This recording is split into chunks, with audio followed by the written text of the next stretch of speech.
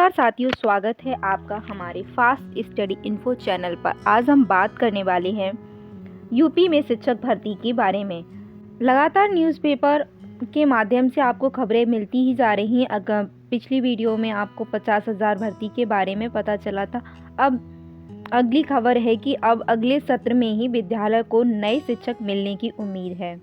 इसमें कहा गया है कि उत्तर प्रदेश लोक सेवा आयोग और शिक्षा सेवा चयन आयोग से भर्तियों का विज्ञापन जारी होने का इंतजार है।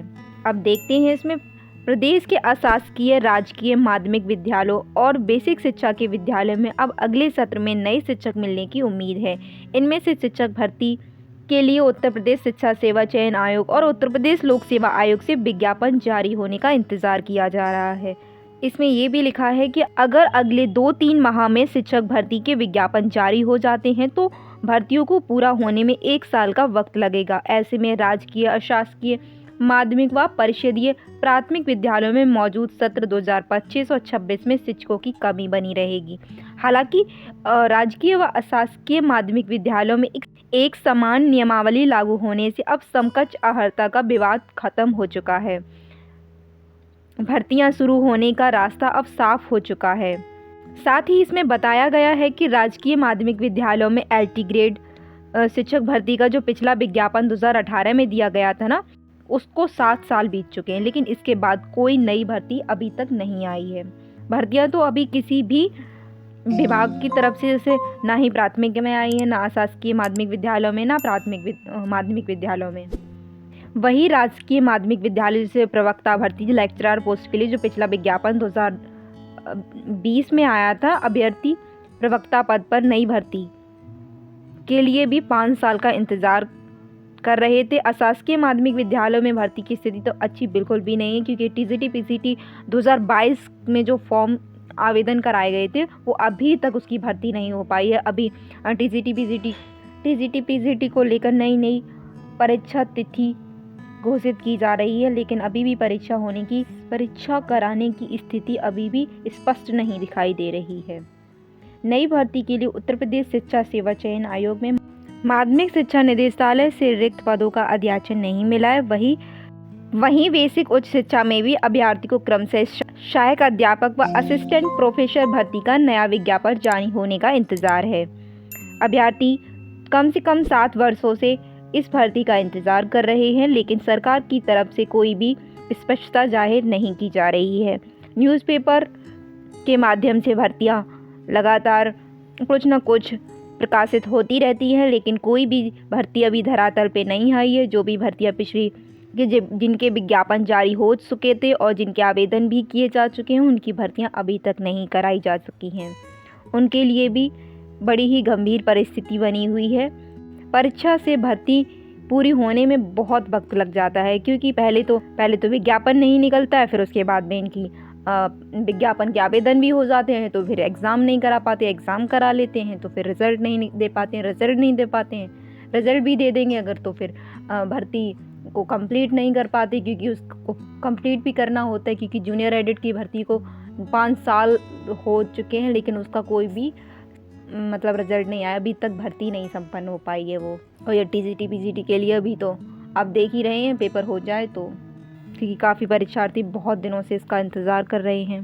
और अभी राजकीय विद्यालयों में भी LT ग्रेड भर्ती पहली बार जो 2 चरणों की परीक्षा के माध्यम से कराए जाने की जो तैयारी की जा रही है, इससे पूर्व 2018 में जो विज्ञापन आया था 10,768 पदों पर भर्ती के लिए, वो एकल परीक्षा आयोजित की गई थी।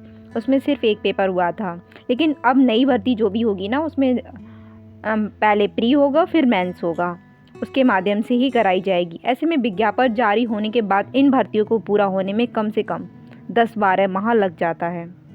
अब देख लेते हैं केंद्र निर्धारण नीति में बदलाव से भी बड़ी चुनौतियां आती हैं। पारदर्शिता व प्रश्न पत्रों की सुरक्षा को मद्देनजर केंद्र निर्धारण नीति में भी व्यापक बदलाव किए जा चुके हैं। ऐसे में किसी भी बड़ी परीक्षा के लिए पर्याप्त संख्या में केंद्रों की व्यवस्था करना भी काफ़ी चैलेंजिंग हो गया है, क्योंकि उत्तर प्रदेश में शिक्षकों के लिए 50,000 पदों की जो तैयारी के बारे में बात की गई है इस न्यूज़पेपर के माध्यम से, तो इसमें आपको बताया गया है कि प्राथमिक में 27,000 पद होंगे, शासकीय माध्यमिक विद्यालय TGT PGT में 24,000 पद खाली हैं, और इस जो भी न्यूज़ कटिंग है इसमें हमेशा इसमें सिर्फ प्राथमिक में सिर्फ ये बताया गया कि 27,000 भर्ती है, लेकिन टीजीटी पीजीटी के लिए काफ़ी क्लैरिटी तब भी दी गई है, क्योंकि उसमें उन्होंने कहा है कि 15 इनमें बताया गया कि मीटिंग हुई, 8 बार मीटिंग की गई, उसके बाद 8 बार 3 विभागों में उनकी प्रतिनिधियों को बुला के मीटिंग की गई। आयोग में 3 दिन पहले ही एक बैठक हुई थी जिसमें उच्च निदेशालय में प्रतिनिधियों ने आश्वस्त भी किया कि 15 से 20 जून के बीच में अगर आप असिस्टेंट प्रोफेसर के जो भी वैकेंट पोस्ट हैं उनका अध्याचन भेज दिया जाएगा। फिर उसके बाद में अशासकीय जो महाविद्यालय में जिसमें असिस्टेंट प्रोफेसर के जो 1000 से भी अधिक पद खाली होंगे उनकी भी रिक्त पदों का ब्यौरा लिया जाएगा। फिर उसके बाद में आयोग के सूत्रों से ये भी बताया गया कि जो टीजीटी पीजीटी के लिए है रिक्त पद मांग लिए उनका अध्याचन जून के आखिरी सप्ताह तक, इसमें जून को भी मेंशन किया, इसमें बताया भी गया है कि जून के आखिरी सप्ताह तक उपलब्ध करा लिए जाएंगे, क्योंकि 20,745 पद टीजीटी में होंगे और 4,384 पद पीजीटी के पड़े हैं रिक्त पद।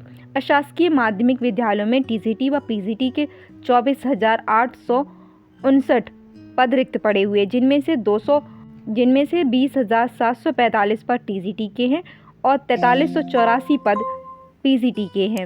वहीं बेसिक शिक्षा विभाग के सहायक अध्यापक के तकरीबन 27,000 पदों के बारे में बात की गई है। आयोग ने बेसिक शिक्षा विभाग से अभी भी रिक्त पदों का अध्याचन ही मांगा है, क्योंकि जब भर्ती नहीं लानी होती है या फिर इनका अध्याचन ही नहीं आ पाता है, यानी कब से ये अध्याचन ही मांगा जा रहा है। आयोग ने बेसिक शिक्षा विभाग से भी रिक्त पदों का भी अध्याचन मांगा है। ठीक है, अगर तीनों विभाग शिक्षकों के रिक्त पदों का अध्याचन समय से भेज देते हैं तो आयोग में 50,000 से अधिक पदों पर भर्ती का विज्ञापन जल्द जारी कर दिया जाएगा।